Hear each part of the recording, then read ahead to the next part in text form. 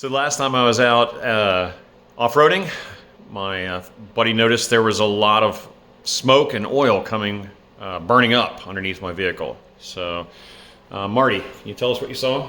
Oh, yeah, there's just this nice cloud following him around everywhere. It's like, something's not right with that. So, yeah, apparently these things are famous for the filter housing and the oil cooler housing to leak. So, yeah, that's what we're doing today. Yep. So I took a little video, and I'm going to go ahead and post that in here, and little pictures, and found out that the oil was pulling up inside the little valley there underneath the intake. So we're going to rip that apart today, and this video is going to show us how we do that today on Jeep Exploits.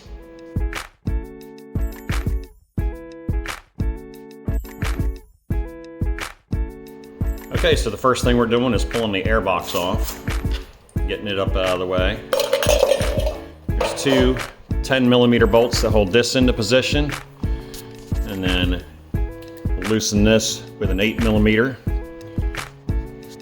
And then we make sure we undo the airflow sensor on the bottom and pull the whole assembly out.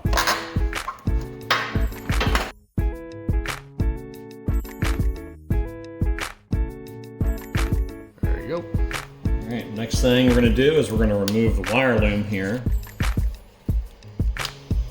So I got my Christmas tree puller because I'm trying to salvage this so I can put it back together.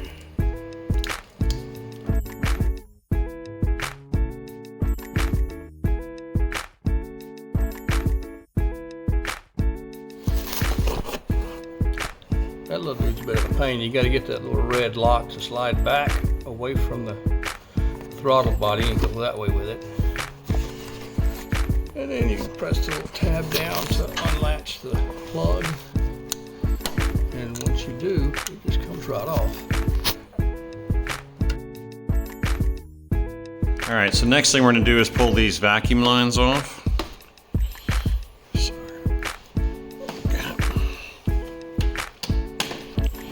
And that one's a little stiff, so I'm going to get underneath it here a little bit, get it twisted. It comes right off. Alright, we're going to pull them out the way. And next thing we're going to take off is the upper manifold here. So we're going to remove this guy in a minute. And we're going to take this piece right here off the engine. Alright, so Marty, you're doing what now? You're removing that bracket so we have access to that rear bolt? Yeah, just going to unbolt this metal plate that holds that foam piece on rather than trying to rip the lid out of there.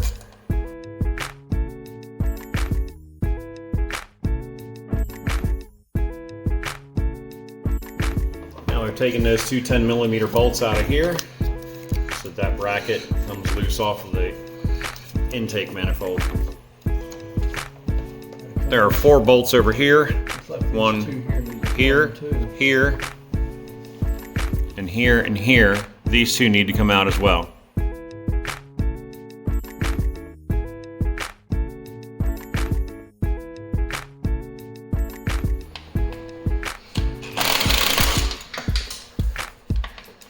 And that's the problem with wobbles and power tools. We're going to go ahead and disconnect this large clip here. Now this bracket right here extends way down yonder with 2 bolts way back there and really hard to get to.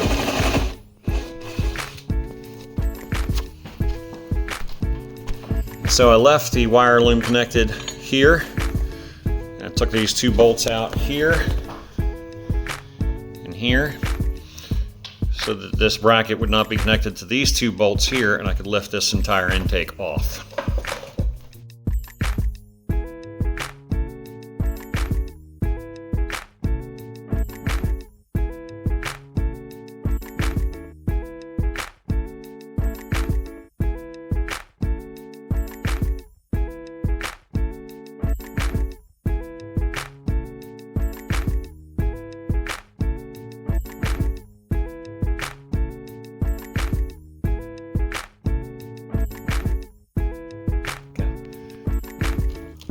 What are you doing here, Marty? And you got the little red lock slid back, and that will unlock and allow the release tab to press.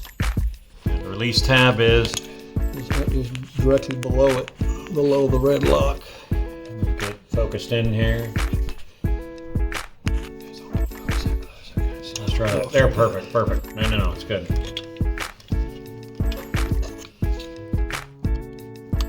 Hear it click. Once you hear that click, you can pull it up real gentle, and you don't damage your injectors. Next, we're going to take off this lower intake. Bolts here, here, way the heck back here, back there, and over all along this side.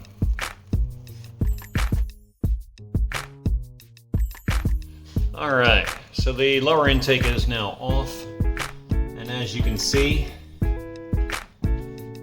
got some puddles of oil down in there.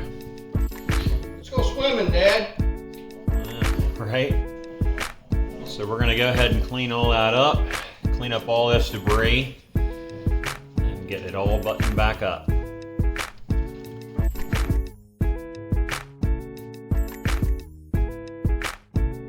All right, the old oil cooler is out, and as you can see, we got a pole. You sure you want to go swimming in that? I don't think I want to. Used a pump to pull all that oil and antifreeze out of that valley. It was a lot of mess.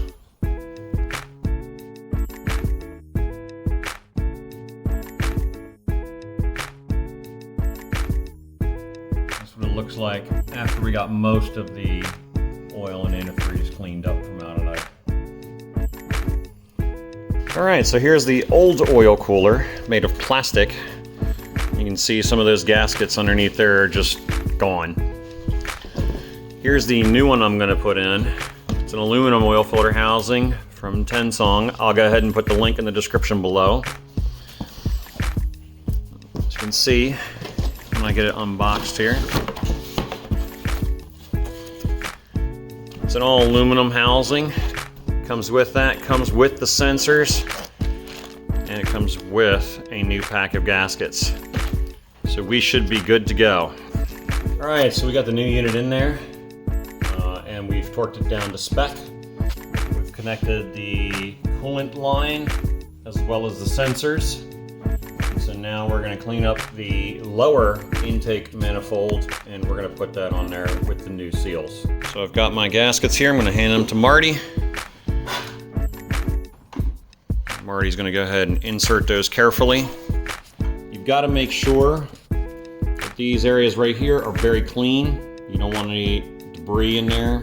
You want to get a good seal.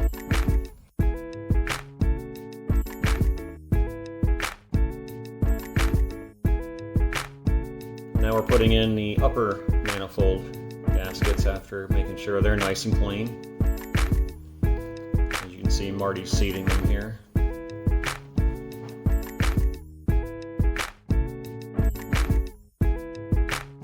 And now we're going to drop on the intake, upper intake. You can see Marty's trying to line it up with that bracket in those holes. And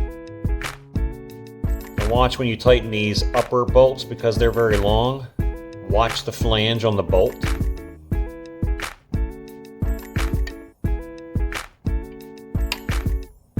As we release it, you notice it springs back. That's because that bolt is so long. Even though it's at torque, it makes you feel like if you're not. So be careful so you don't break those off. So now you just got to do what you got to do. You're done.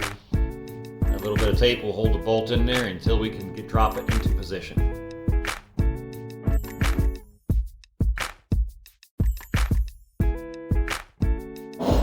Okay, leak check time.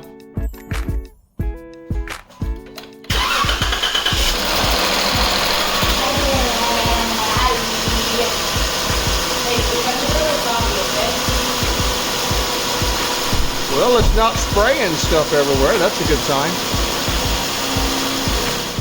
Well, it was a long day here at Jeep Exploits, but we got it done and we don't have any leaks. So that is a plus.